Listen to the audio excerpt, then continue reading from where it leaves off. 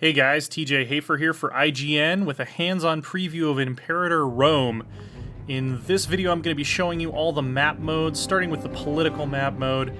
Paradox has gone into a lot of detail with their historical research in terms of the number of different minor nations and tribes that are modeled here. It's pretty impressive, everything from Gaul to Spain to little city-states in Greece, all the way up to Britain and even Scandinavia, which they admitted to me they had to do a little bit of guesswork and a little bit of kind of creative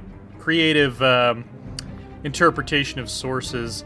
The one thing we weren't allowed to show yet is anything over in India, because that's not finished. But yeah, this is kind of an overview of what the political situation looks like. This is the Barbarian power map mode. These are actually provinces on the map that don't have a country in them, but they can spawn barbarians over time, which is kind of cool. Here's the fort map mode. This shows where all the starting forts are. You got your standard political map mode, Rome down there. Hasn't quite risen to glory yet. This terrain map mode kind of shows where all the different terrain types are. That lighter green is plains. We got hills in brown. Lighter green, darker green is going to be forests, and those all have pretty significant impacts on how you plan your military campaigns.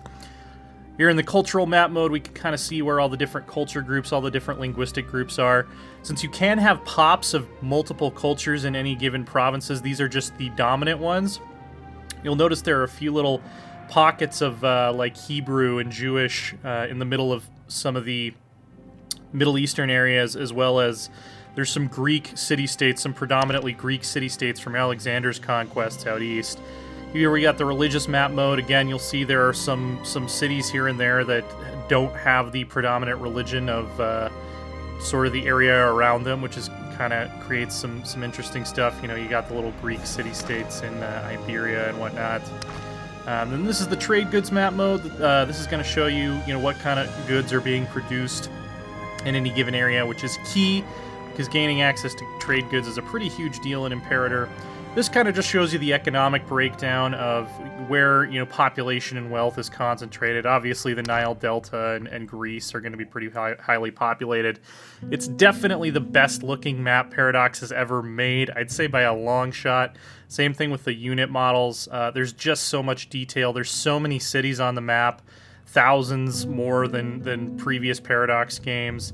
And, the water, the ground textures, you got, your snowy mountains and your rugged Aegean coastlines and whatnot. It's a really cool map to look at, especially when you're zoomed in and moving your armies around, and I'm really looking forward to seeing more of it.